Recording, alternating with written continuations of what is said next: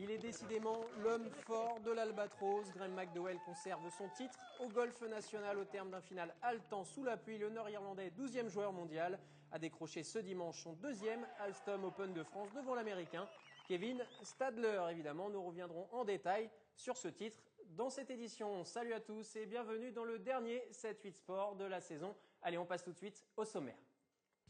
Ce week-end au Vélodrome, c'était la chasse aux médailles. La reine de BMX accueillait ses premiers championnats de France. Joris Daudet s'est imposé chez les hommes et Manon Valentino est titrée chez les femmes. Cette saison, elle a décroché 2 titres de championne de France de gymnastique. À tout juste 17 ans, Jade Patisson a remporté le concours général et au sol. C'est notre portrait de la semaine. C'est la nouvelle activité à la mode sur les terrains, le footbull, ou la nouvelle façon de jouer au foot avec une protection, cette fois-ci remplie d'air, qui vous protège de tous les chocs. Évidemment, comme d'habitude, en fin d'émission, l'essentiel du week-end. Mais tout d'abord, place à notre page spéciale golf.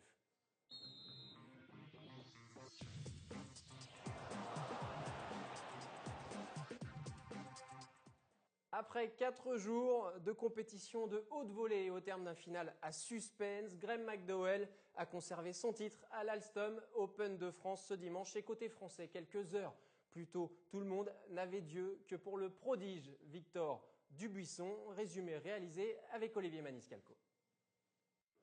De mémoire de golfeur, lors d'un premier tour, on avait rarement vu autant de monde autour du départ du trou numéro 1 de l'Albatros. Personne ne veut louper l'entrée en lice du numéro 1 français, à commencer par le secrétaire d'État au sport en visite au golf national.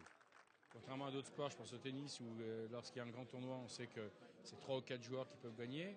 Là, à chaque fois, on est une vingtaine. Et dans les 20, il y a toujours des Français. Bon, c'est vrai que cette année, tout le monde met la pression sur Victor Dubuisson. Et il a 4 jours pour bien putter, pas faire d'erreur. Et on sera derrière lui, bien sûr. Pour ce premier tour, Victor Dubuisson va affronter l'Albatros aux côtés de 2 grands favoris. Le tenant du titre, Graham McDowell, et le favori allemand Martin Kaymer, récent vainqueur de l'US Open. Mais ce que personne n'osait croire arrive dès le premier drive. Le 22e joueur mondial se rate complètement et envoie sa balle hors du fairway. Après 2 trous, il se retrouve même à 4 coups du par. Il vient ici en favori, quoi, avec tout le public qui le porte, et je pense que ça y a mis un petit peu de la pression. Il jouait des très grands joueurs, donc ça va le tirer vers le haut et ça va le stimuler. Je pense qu'il a un gros mental, il va revenir dans la partie. Malheureusement pour ses supporters, le numéro 1 français ne se remet pas de ce triple bogey. Il finira cette première journée à +5, loin derrière la démonstration de l'Américain Kevin Stadler, qui pour sa première apparition sur l'Albatros se retrouve seul en tête avec une carte de 64. Lot de consolation côté tricolore, c'est un autre Victor, Ryu, qui occupe la place de premier français. Il conclut ce premier tour au 6e rang. Sur les 2e et 3e jours, le titre semble s'offrir à Stadler, toujours imperturbable, avec dans son sillage l'étonnant Victor Ryu, solide dauphin à 4 coups. Mais ça, c'était avant que la pluie s'en mêle. Dimanche, avis de tempête sur le golf national, mais aussi dans les mains de Kevin Stadler. L'Américain de 34 ans craque complètement et se fait croquer par Graham McDowell, pourtant parti avec 8 coups de retard. Le Nord-Irlandais arrive au clubhouse en leader, mais doit attendre le dernier trou de Stadler. Si l'Américain rentre ce dernier putt, il peut s'offrir une mort subite.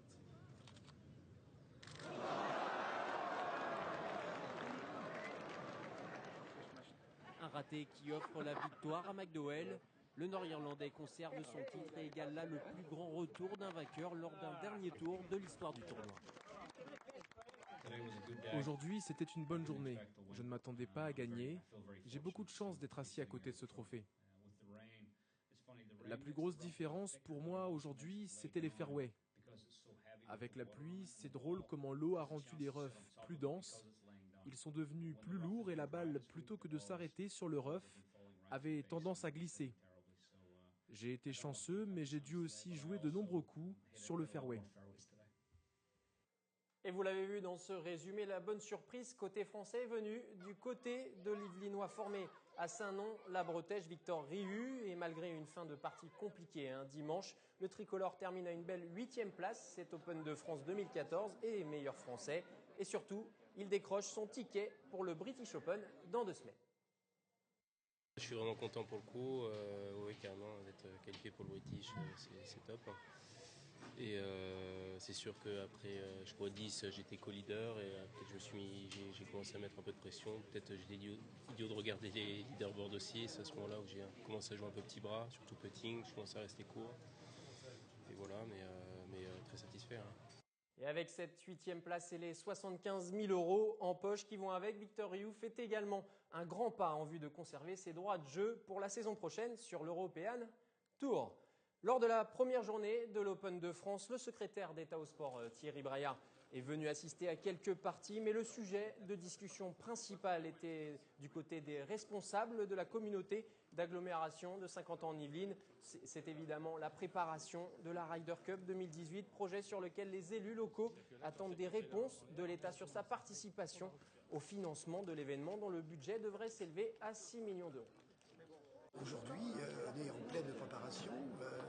On doit se rendre au mois de septembre en Écosse pour voir, là ce sera le dernier parcours européen avant qu'on passe le relais. Donc là on entre vraiment dans des moments très très importants. Et on attend du ministre qu'il confirme l'engagement de l'État dans la participation à cette organisation. Bien sûr que ça se prépare, l'État va soutenir, il soutient déjà et va soutenir la Ryder Cup. Je crois que ça ne peut pas avoir plus belle exposition. Et c'est bien, parce que ça accompagnera la politique que je disais de popularisation. Le golf aujourd'hui est quasiment un des sports les plus pratiqués en France. Qui aurait dit ça il y a 20 ans ?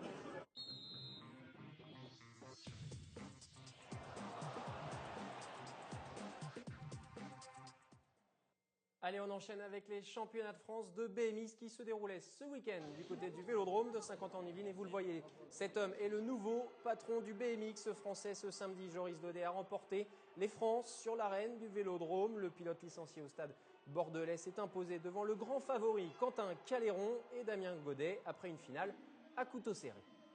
Ouais, c'est super. Je suis revenu des États-Unis lundi, donc c'était un peu compliqué. Et voilà, c'est super de gagner le titre de nouveau. Je suis content. Et après quelques saisons un peu difficiles, c'est toujours bien d'avoir un titre. Ouais, c'était compliqué. La piste est vraiment difficile, les virages ouverts. Donc quand tu es en tête, c'est pas facile de savoir où sont les autres. Et voilà, Quentin a fait une belle course et j'espère que le public a aimé ça et j'arrive à finir en tête, donc c'est cool. Et le plateau de pilotes était encore une fois exceptionnel ce week-end. Le champion de France junior en titre, Romain Mailleux, passé depuis chez les élites, faisait partie des grands battus car son chemin s'est même arrêté en quart de finale. Romain a chuté dans le deuxième virage. Claire Cambier a recueilli ses premières impressions à la sortie de la piste. Romain, avec ton titre l'année dernière, j'imagine que tu visais une première place. Qu'est-ce qui s'est passé là aujourd'hui ? J'ai voulu être un peu trop gourmand sur la section pro. Je pensais que je pouvais doubler Quentin qui était premier. Finalement, en arrivant dans le virage, je me suis aperçu que ça passait pas. J'ai essayé de limiter les dégâts pour rester derrière lui et ça s'est pas passé. J'ai glissé et voilà, je suis tombé. C'est la course. Hein. C'est aussi le jeu, ouais. Est-ce que la piste était compliquée du coup à mener ? Non, la piste c'était roulant, ça roulait bien. Il n'y a pas de grosses difficultés, juste la section pro à pas se faire surprendre de vouloir trop l'attaquer. Et là, c'est juste tactique. J'aurais peut-être dû attendre un peu derrière lui au lieu de vouloir à tout prix passer devant, mais on apprend de ses erreurs, donc ce sera mieux la prochaine. Bon, j'imagine un peu déçu du coup. Un peu déçu, ouais. C'est ma première année élite et j'espérais mieux qu'un quart de finale. Surtout que j'en étais capable d'aller beaucoup plus loin. J'ai fait des finales en Coupe de France cette année, des podiums, donc un peu déçu, mais c'est ça. C'est sur une course et voilà, c'est le sport. J'en parlais dans les titres chez les femmes. La reine de l'Hexagone s'appelle Manon Valentino. Après un super départ, la Parisienne a commis quelques fautes en finale, mais elle conserve la tête jusqu'au bout devant. Eva Eyou et la septuple championne du monde, Magali Potier. Manon Valentino décroche là son 3e titre national dans sa carrière et surtout réussit le doublé après 2013. Inutile de vous dire que c'était un grand soulagement après avoir résisté à la pression et à ce statut de favorite. Je suis très contente de pouvoir fêter ça ce soir. C'était mon titre et j'ai avoué, je l'ai eu en 2011. En 2012, j'étais en tête et je me suis fait doubler et ça m'avait fait extrêmement mal, on va dire. J'avais une année difficile, tout ça. En 2013, je l'ai re-eu, vraiment, il comptait énormément. Et en fait, je me rends compte que même si on a déjà eu des maillots, c'est le 3e que j'ai là en France. Ils ont toujours cette saveur. Chez les juniors, c'est le pilote du Vaucluse, Xavier González Bernard, qui s'est imposé. Et côté féminin. La numéro 1 française, Sandy Thibault, décroche le titre, un titre qui suit sa sélection avec l'équipe de France pour les championnats d'Europe. Toujours chez les juniors, au milieu de tous ces pilotes internationaux que vous avez vus sur ces images, 2 Yvelinois étaient en lice dans cette catégorie, dont Steven Thierry, licencié au club de Voisins, le Bretonneux. Son objectif était de se qualifier en 16e de finale. Mission accomplie, mais malheureusement pour le jeune Vicinois, et malgré sa bonne connaissance de la piste où il s'entraîne régulièrement maintenant, la belle aventure s'arrête à ce stade de la compétition. Steven ne terminant que 6e de sa manche. C'est dur, il y a du contact, il faut bien prendre une bonne première ligne et y aller à fond direct. Le fait de connaître la piste, c'est un gros avantage. C'est un avantage de connaître la piste parce que le start, ce qui est 90% de la course, on le connaît. Et après, il faut dérouler sa course, y aller, et puis voilà.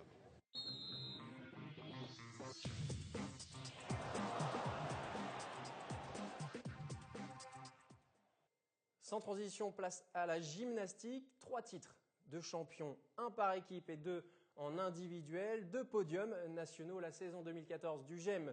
Le club de gymnastique d'Elancourt-Morpa a été pour le moins exceptionnel, va-t-on dire. Et on va la débriefer ce soir avec Boumedienne Bendaoud. Vous êtes l'entraîneur des hommes du côté national, du côté du GEM. Bonsoir à vous. Merci d'être sur le 7-8 Sport. Alors tout d'abord, première question.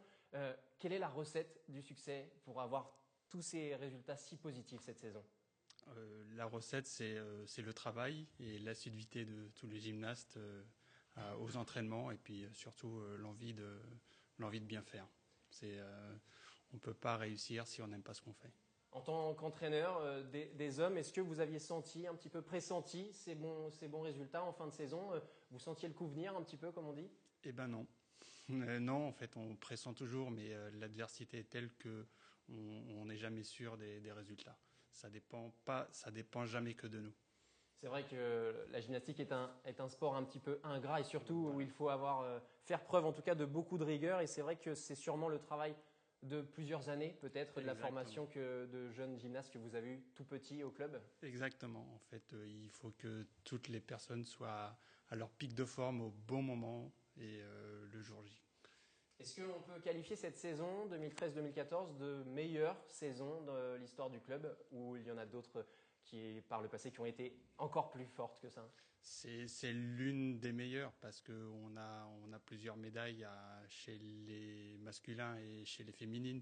Mais il y a eu par le passé quand même aussi un titre de champion de France par équipe et plusieurs titres de champion de France individuel. Oui, pour les nommer, on va évidemment les nommer. Jade Patisson, chez les féminines, a été double championne de France nationale B 17 ans, concours général et au sol. Il y a eu aussi Marie-Cécile Guilbault, médaillée de bronze, nationale B 18 ans et plus. Et Tommy Géant, vice-champion de France nationale C 18 ans. Et puis l'équipe homme, que vous connaissez un peu plus, donc championne de France de nationale 7. Tous ces bons résultats, pour les avoir, ces gymnastes-là, vous les avez fait travailler très jeunes? En fait, pour atteindre ce niveau, il faut commencer très petit parce qu'il n'y a pas de secret. La gymnastique est un sport très ingrat, très difficile. On n'obtient pas de résultats si on ne travaille pas depuis très longtemps. Comment vous les avez ensuite sélectionnés? C'est une sorte de sélection naturelle dans cette discipline. C'est le travail qui permet de passer des paliers, entre guillemets? Exactement. En fait, il n'y a pas de sélection. En fait, c'est le groupe masculin, c'est celui qui persiste, qui reste. Donc en fait, la sélection est entre guillemets naturelle parce que ceux qui n'accrochent pas ou qui n'arrivent pas arrêtent, ou ceux qui ne s'amusent plus. Et ce qu'il faut spécifier, c'est que la plupart de ces gymnastes qui ont été titrés ou qui sont montés sur les podiums cette saison, ce sont des gymnastes qui ont vraiment été des purs produits, on va dire, Elancourt-Morpa, ou en tout cas qui ont grandi quand même sur les praticables et les agrès de votre club. Et ça, c'est une clé de la réussite. C'est la spécificité, oui, effectivement. C'est le fait qu'ils se connaissent tous et ils se connaissent tous depuis très longtemps. Donc c'est un élément qui n'est pas négligeable. L'objectif, quand on a une saison comme ça qui vient de s'achever, c'est de voir encore plus haut, j'imagine. En tant qu'entraîneur, on a envie d'aller chercher d'autres titres, d'autres podiums la saison prochaine? C'est déjà d'essayer de faire aussi bien. C'est très difficile parce que, comme je vous ai dit, l'adversité, elle est telle que ça ne dépend pas que de nous. Donc voilà, il faut que tout le monde soit en forme au bon moment, le bon jour. Et puis, s'il travaille bien, pourquoi pas. Est-ce qu'il y a justement encore un potentiel de progression chez oui, tous oui. ces jeunes gymnastes? Ah oui, il y a encore du potentiel de progression. Alors, par rapport à tous ces gymnastes, on en a rencontré une spécifiquement, c'est Jade Patisson, qui a été double championne de France. Je vous propose de regarder son portrait. Donc, je le disais tout à l'heure, championne de France concours général et au sol, son agrès préféré. On regarde tout ça avec des images de Patrick Jacques de Dixmude. Ne vous fiez pas à son regard d'ange, Jade Patisson est bel et bien la reine des agrès. Savait-elle à peine marcher qu'elle voulait faire comme les grandes, ces gymnastes à l'élégance rare sur un praticable. Très vite intégrée dans le système du sport-études, à tout juste 8 ans, Jade place la gymnastique au centre de sa vie, à l'âge où les autres enfants continuent de découvrir le monde. Il y en a beaucoup qui ont du mal parce que du coup on n'a pas forcément le temps de jouer quand on est petit. Mais moi je trouve que c'est bien parce que du coup ça nous apprend à gérer notre temps. On sait pourquoi on vient, quand on a le temps pour travailler à l'école, on travaille à l'école et d'ailleurs ça aide beaucoup je trouve. Parce que la rigueur qu'on a à la gym, on l'a aussi quand on est à l'école. Future élève de terminale scientifique, Jade Patisson a su transposer la rigueur du praticable à l'école. Et après plusieurs exercices dans l'élite, le travail et le talent ont payé. Jade a décroché cette saison 2 titres de championne de France sur le concours général et au sol, sa spécialité. Enfin le rêve qui se réalise. Et c'est vraiment beau. Tout le travail depuis le début, enfin ça paye et ça fait plaisir. Après un premier titre à la poutre il y a quelques années, ce doublé a une saveur toute particulière. La gymnaste yvelinoise est montée sur la plus haute marche du podium en même temps que son petit frère. C'était vraiment, ça m'a fait pleurer. Déjà j'avais les larmes aux yeux, mais en plus avec le petit frère c'était vraiment magique. Et puis lui il le méritait tellement aussi, au début on n'a pas réalisé, mais après quand on a réalisé on s'est mis en famille et on a profité à fond quoi. Lorsqu'elle quittera les agrès, Jade aimerait voler dans le monde du spectacle. Nul doute que les projecteurs se braqueront un jour sur sa grâce. Et Jade est l'exemple parfait de ce dont on parlait il y a quelques minutes. C'est un pur produit en fin de compte de votre club. Même s'il y a la distance, elle n'habite pas sur Saint-Quentin, mais elle est là depuis très très longtemps. Oui, voilà. Et justement, quand on voit une jeune gymnaste comme ça arriver au plus haut niveau, quand on l'a vu peut-être grandir, c'est un sentiment particulier en tant qu'entraîneur? Pour moi, c'est difficile à dire parce que je ne m'occupe pas du tout des jeunes filles. Mais effectivement, quand on a quelqu'un qui sort du cru et puis qu'on a suivi depuis le début, c'est un aboutissement de le voir évoluer à ce niveau-là, bien sûr. On parlait tout à l'heure de cette sélection entre guillemets naturelle au niveau des paliers pour continuer de progresser. Comment vous les repérez, ces jeunes gymnastes? Est-ce qu'il y a des qualités intrinsèques à un bon gymnaste? Oui, il y a des qualités naturelles de souplesse et de force qui sont intrinsèques et qu'on détecte tout de suite. Après, c'est pas une généralité. Il y a des exceptions qui font que même si on a moins de qualité de souplesse ou de force, on peut, en travaillant, réussir à faire des très bons niveaux. Et en tout cas, ça en est la preuve puisqu'il y a eu beaucoup de bons résultats cette saison. Félicitations donc au club d'Elancourt Maurepas et puis on espère vous retrouver l'année prochaine sur de nombreux podiums.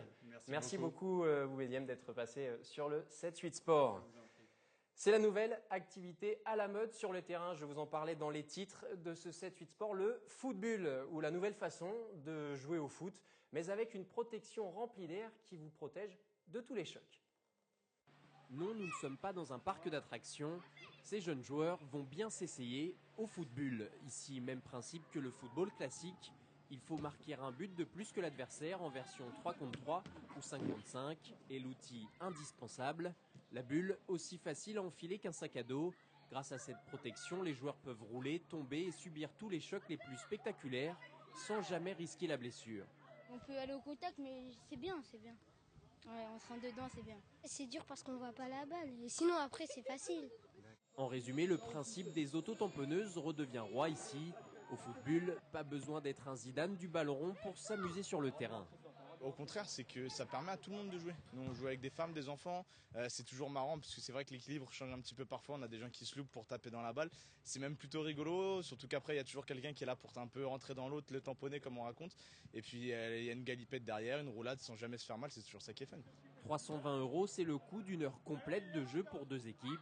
Et aussi surprenant que cela puisse paraître, le football est une excellente activité physique pour de nombreux sportifs. Là, ça peut être complémentaire d'énormément de sports parce qu'au terme de préparation physique, c'est quand même quelques kilos sur le dos. Donc ça va travailler différemment sur les jambes, ça va travailler au niveau du cardio. Mais après, ça peut amener des enfants qui auraient des réticences au contact à faire quelque chose de nouveau. Vous voyez, le football, c'est une autre façon de jouer au foot. C'est très spectaculaire et ludique et surtout, on ne se blesse pas. Attention, Anthony!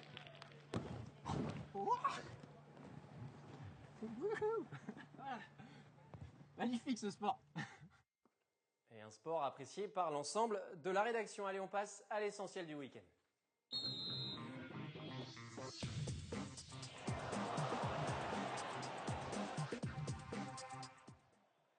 6 mois après son ouverture, le Vélodrome national a déjà franchi une barre symbolique, celle des 1000 baptêmes sur la piste en marge des championnats de France de BMX ce week-end. Steve Roy, c'est son nom, a été mis à l'honneur ce samedi soir.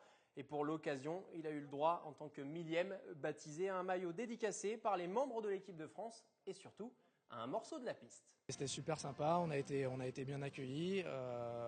Voilà, moi surtout, je viens du vélo de route, donc c'était vraiment des sensations différentes. Et franchement, c'était super agréable. Voilà.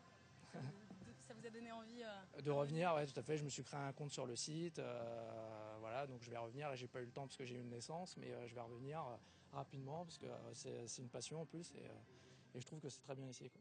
Allez, avant de se quitter, des nouvelles traditionnelles de nos deux rameurs yvelinois. Après 28 jours de course sur la Great Pacific Race, cela va un peu moins bien, il faut le dire, pour Christophe Papillon et Clément Héliot, originaires de Millemont dans les Yvelines. À bord de leur bateau, la Cigogne, ils ont perdu 2 places au classement général pour se retrouver 7e. Et ils ont également perdu une place au classement général des bateaux en duo. Depuis leur départ début juin, ils ont déjà parcouru près de 900 000.